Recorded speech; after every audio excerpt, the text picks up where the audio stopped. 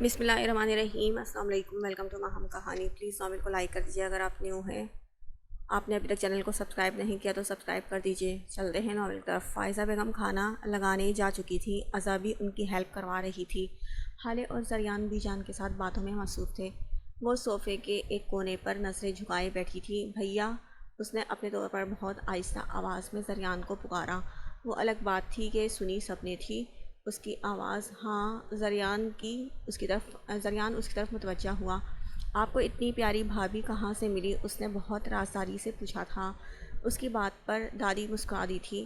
آپ کی بھابھی جب سے پیدا ہوئی اسی دل میں تھی، مجھے ڈھونڈنے کی ضرورت ہی نہیں پڑی، زریان نے آنا کو نظروں کے حصار میں لے کے جواب دیا، جبکہ سب کے سامنے اظہار پر آنا کے گال سرخ ہو گئے تھے۔ بی جان بہت خوش تھی، جو بھی تھا ان کا پوتا بہت خوش تھا۔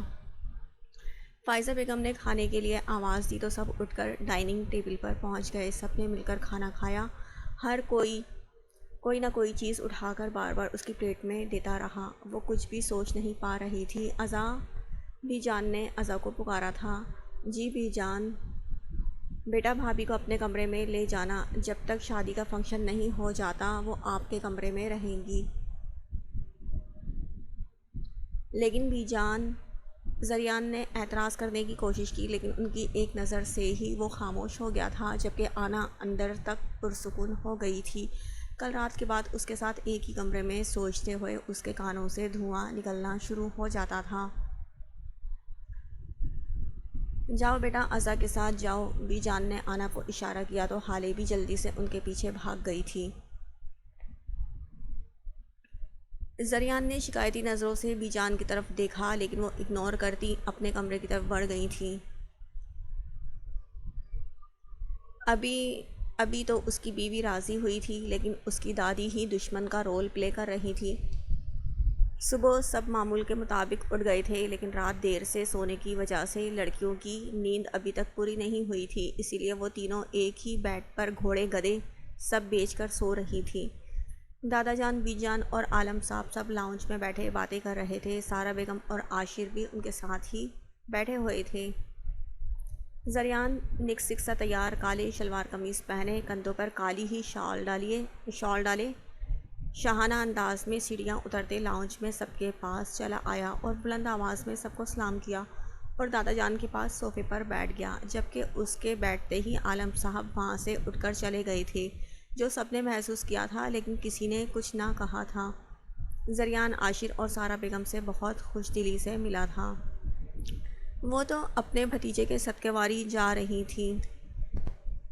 ہاں تو برخوردار، کیا سوچا ہے پھر آپ نے؟ دادا جان نے سپاٹ انداز میں پوچھا تھا۔ کس بارے میں دادا جان؟ وہ جیسے انجان بنا۔ شادی کے بارے میں۔ انہوں نے شادی پر زور دیا تھا۔ جیسے آپ چاہیں، اس نے فرما برداری کا ثبوت دیا تھا۔ دادا جان تو اس کے ڈرامے پر اسے گھور کر رہ گئے تھے، لیکن مجبور تھے، انہیں اپنی اولاد سے زیادہ اولاد سے محبت تھی۔ بابا جان اگر زریان کے لیے رشتہ ڈھونڈ رہے ہیں تو میں… اس سے پہلے کہ سارا بیگم بات مکمل کرتی، دادا جان بول اٹھے، آپ کا بھتیجا اپنے لیے لڑکی خود پسند کر چکا ہے اور اس سے نکاح بھی کر چکا ہے، دادا جان نے چبا چبا کر کہا تھا۔ ان کی بات پر سارا بیگم کے ساتھ ساتھ تیار ہو کر سیڑھیاں اترتی نیہا کے قدم وہیں رک گئے تھے۔ غصہ اس کی آنکھوں میں نظر آنے لگا تھا۔ جس سے شادی کے لیے وہ اتنے دن سے ڈرامے کر رہی تھی، وہ کسی اور سے ہی نکاح کر چکا تھا۔ اسے اپنی ماں پر بے انتہا غصہ آیا، جس نے یہاں آنے میں اتنا وقت لگا دیا تھا کہ وہ دونوں ہی بھائی کسی اور سے نکاح کر چکے تھے۔ وہ الٹے قدموں اپنے کمرے کی طرف مڑ گئی، جو عاشر نے بخوبی نوٹ کیا تھا۔ اسے زریان پر غصہ تو بہت آیا تھا، سو وہ اٹھ کر چلی گئی تھی۔ اب جب نکاح کر ہی چکے ہو تو شادی میں پورے گاؤں کو بلانا چاہتا ہوں میں، اور میں چاہتا ہوں حالے کی رخصتی بھی تمہاری شادی کے ساتھ کر دی جائے، اسی لیے روحان کو بولو اپنا کام وام سب چھوڑ کر شرافت سے واپس آ جائے۔ انہوں نے اپنا فیصلہ سنایا، جو زریان کو بھی بہت پسند آیا تھا۔ عاشر کا فون بجا تو وہ معذرت کرتا اٹھ کر چلا گیا۔ عاشر، عزا کے لیے تمہیں کیسا لگتا ہے؟ دادا جان نے زریان سے پوچھا تو اس نے حیران کن نظروں سے ان کی طرف دیکھا تھا۔ کیا مطلب ہے دادا جان اس بات کا؟ اس نے سنجیدگی سے سوال کیا۔ مطلب عاشر کے لیے تمہاری پھپھو نے عزا کا ہاتھ مانگا ہے، ہمیں تو کوئی اعتراض نہیں، باقی تم دیکھ لو۔ دادا جان نے اس کی طرف دیکھا تھا، وہ پوری طرح دادا جان کی طرف متوجہ ہوا تھا۔ دیکھیں دادا جان، میری یا آپ کی دیکھنے سے کچھ نہیں ہوگا، زندگی عزا کی ہے، اگر وہ راضی ہوتی ہے دل سے تو مجھے کوئی اعتراض نہیں ہے، اور اسے کوئی بھی فورس نہیں کرے گا، میں خود بات کروں گا اس سے، مجھے میری بہن کی خوشی سے بڑھ کر کچھ بھی نہیں ہے۔ اس نے سارا فیصلہ عزا پر چھوڑ دیا تھا۔ دادا جان کو بھی اس کی بات ٹھیک لگی تھی۔ فائزہ بیگم نے ان تینوں کو 11 بجے کے ٹائم اٹھایا تھا، پھر ایک ایک کر کے تینوں فریش ہو گئی تھیں۔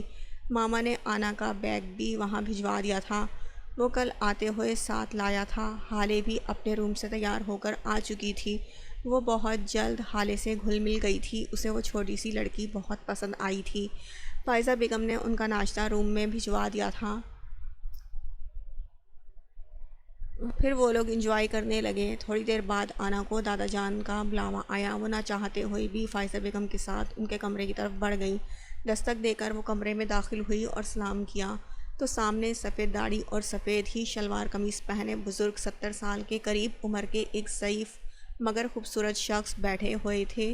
ان کی آنکھیں زریان کی طرح تھیں، یقیناً یہی اس کے دادا تھے۔ وہ بچپن سے ہی ان رشتوں کے لیے ترسی تھی، اور آج ان رشتوں سے سامنا ہوا بھی تو کسی اور کے توسط سے۔ بے ساختہ اس کی آنکھیں جھلملانے لگیں۔ بی جان نے اسے اپنے پاس بٹھایا۔ دادا جان کو بھی آنا بہت پسند آئی تھی، انہوں نے اسے بہت پیار سے ٹریٹ کیا تھا۔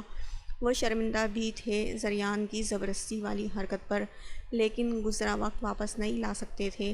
یہ سب دیکھ کر آنا کی آنکھیں بار بار نم ہو رہی تھی۔ وہ ان سے صرف نفرت کرنا چاہتی تھی، لیکن بیک وقت نفرت اور محبت دونوں محسوس کر رہی تھی۔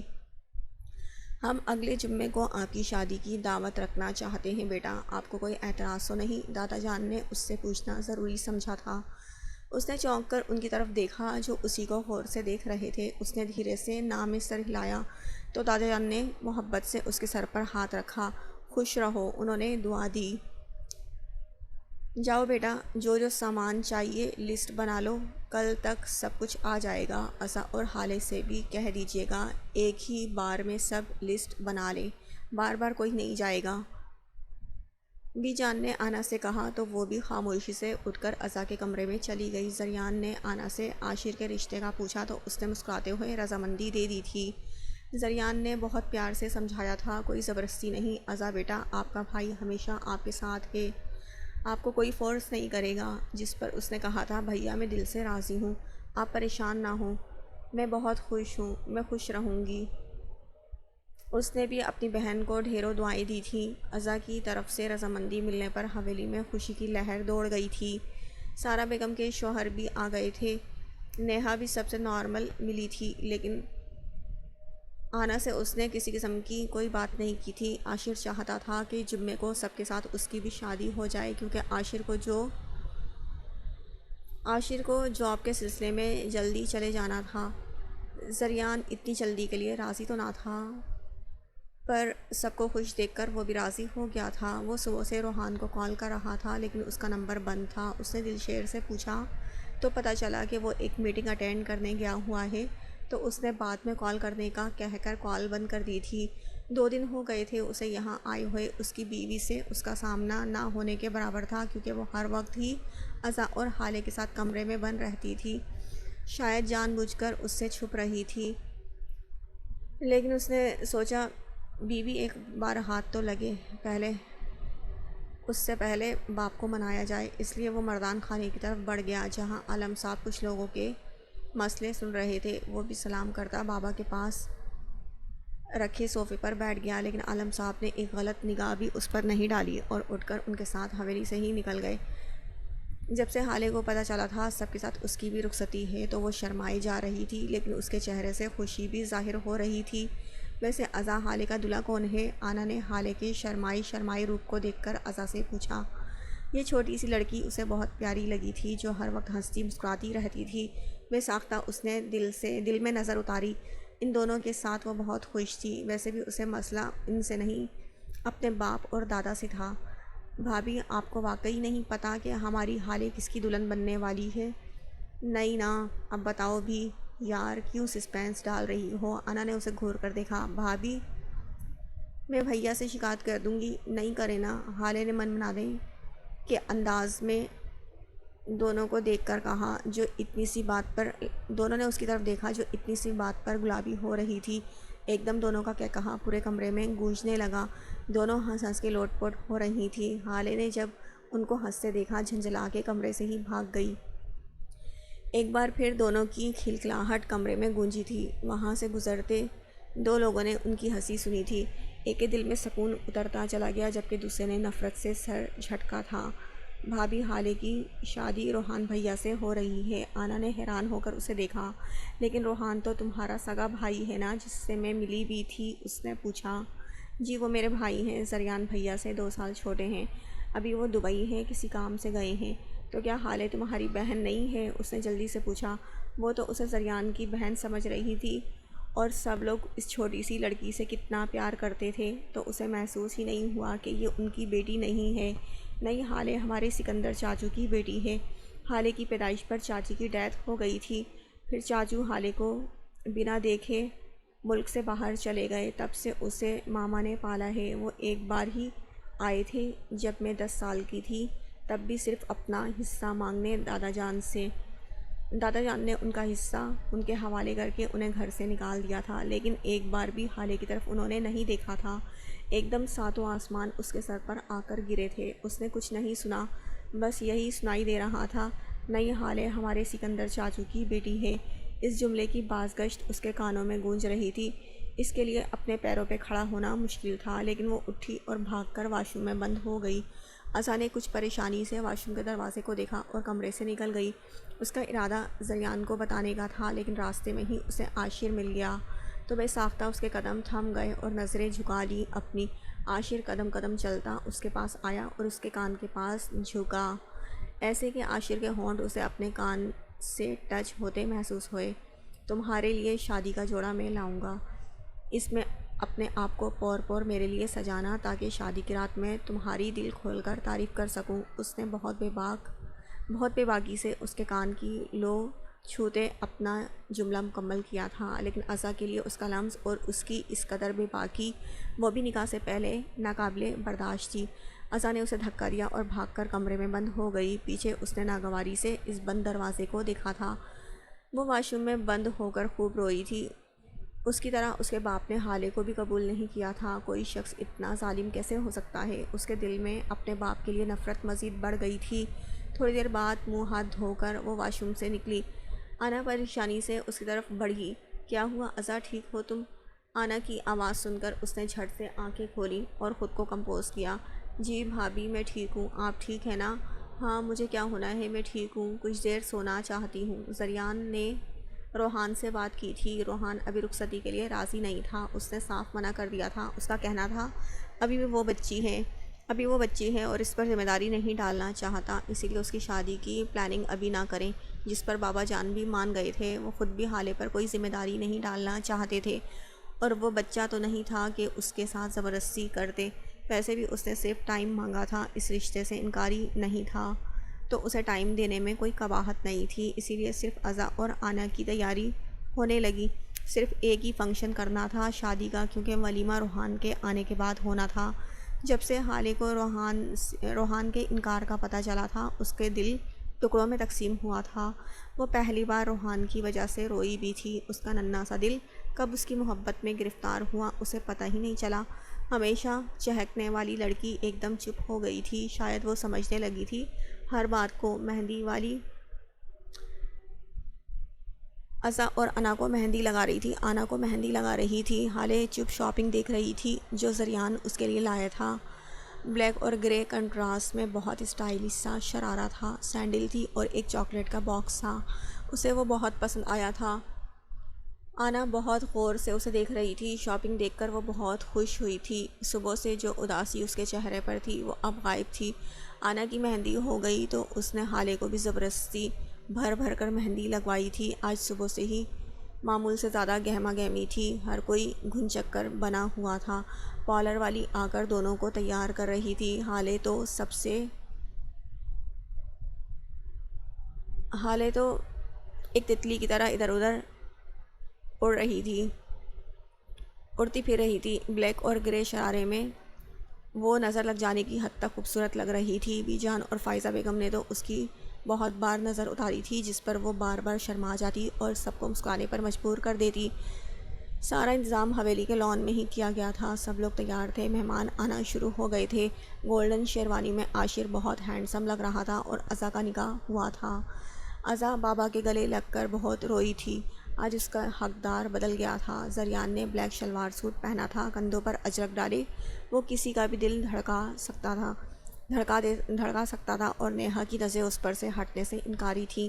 دونوں دلہنوں کو لا کر ان کے ساتھ بٹھا دیا گیا تھا۔ گولڈن شرارے میں لال نیٹ کا گھونگھٹ ڈالے میک اپ نے اس کے نین نقش کو مزید نکھار دیا تھا۔ عاشر کے ساتھ بیٹھی وہ بہت حسین لگ رہی تھی۔ لال شرارے میں ریڈ ہی نیٹ کا گھونگھٹ ڈالے وہ کسی شہزادی کی شہزادی لگ رہی تھی۔ ریڈ بلڈ لپسٹک سے سجے ہونٹ زریان کو اپنے گلے میں کانٹے سے اگتے محسوس ہوئے تو اس نے آنا پر سے نظریں ہٹائیں۔ آنا شرمائی جا رہی تھی۔ تھوڑی دیر بعد دونوں کا فوٹو شوٹ شروع ہوا۔ دور سے ہی اسے روحان اور دلشیر آتے دکھائی دیے۔ روحان اور دلشیر سامنے آتے نظر آئے۔ روحان نے گرے کاٹن کے شلوار قمیض پہنی ہوئی تھی، جبکہ دلشیر وائٹ کاٹن کے سوٹ میں تھا۔ دونوں ہی ایک سے بڑھ کر ایک لگ رہے تھے۔ وہاں موجود ہر بندہ انہیں اشتیاق سے دیکھ رہا تھا۔ اونچے لمبے قد، ہلکی سی بیئرڈ، گال پر ڈمپل اسے خوبصورت بنا رہا تھا، تو دوسرے کی پرکشش آنکھیں اور انگریزوں کی طرح رنگ اسے سب سے نمایاں کر رہا تھا۔ روحان کو اسٹیج کی طرف آتے دیکھتے ہی ہالے گدھے کے سر سے سینگ کی طرح غائب ہوئی تھی۔ اس میں ہمت نہیں تھی اس کا سامنا کرنے کی، اس لیے پردے کے پیچھے چھپ گئی تھی۔ اسٹیج کے پاس پیچھے ہی دلشیر کی آنکھوں میں حیرانی اتری تھی اسٹیج پر پہنچتے ہی دلشیر کی آنکھوں میں حیرانی اتری تھی، کیونکہ اسے لگا تھا صرف زریان کی شادی ہے۔ دو دلہنوں کو گھونگھٹ میں دیکھ کر اسے حیرانی ہوئی تھی، کیونکہ اسے لگا تھا صرف زریان کی شادی ہے۔ اگر وہ دلہنوں کو غور سے دیکھتا تو اسے پہچان ہو جاتی، لیکن اس نے دلہنوں کی طرف دیکھنے کی زحمت نہیں کی اور اگنور کر کے زریان کی طرف بڑھا، اس سے بغل گیر ہوا، اسے مبارکباد دی۔ دوسرے دولہے کی طرف دیکھتا کہ اس سے پہلے ہی آواز بہت قریب سے سنائی دی، جس نے اس کی راتوں کی نیند اڑا دی تھی، جو ہر پل اس کے دل و دماغ پہ حاوی رہنے لگی تھی۔ بھیا، وہ روحان کے سینے سے لگی رو رہی تھی۔ دلشیر نے نظر اٹھا کر دیکھا تو وہی تھم گیا۔ گولڈن شرارے میں سجی سنوری، بھاری زیورات سے لدی، وہ اسی کی ازا تو تھی جسے اس نے ان دنوں خود سے بھی زیادہ یاد کیا تھا، لیکن وہ دلہن کیوں بن کے بیٹھی تھی؟ جب نظر اس کے کندھوں پر ہاتھ رکھتے عاشر پر پڑی تو اسے لگا وہ سانس نہیں لے پائے گا، تو کیا وہ اسے پانے سے پہلے ہی کھو چکا تھا؟ جسم سے روح نکلنا کیا ہوتا ہے؟ کاش کوئی اس سے پوچھتا۔ اس کے جسم نے ہلنے سے انکار کر دیا تھا، آنکھیں سب سے لال ہو رہی تھی۔ وہ تو یہاں سے صرف ایک نظر دیکھنے کی خاطر زریان کی شادی اٹینڈ کرنے آیا تھا، لیکن اسے کیا پتا تھا یہاں اس کے جنازے کی تیاری مکمل تھی۔ دلشیر، ایوری تھنگ از اوکے؟ زریان نے اسے ایک جگہ رکے دیکھ اس کے کندھے پر ہاتھ رکھا تھا۔ اس نے مڑ کر خالی نظروں سے اس کی طرف دیکھا۔ زریان تو پریشان ہو گیا تھا۔ کیا ہوا ہے؟ تم ٹھیک ہو؟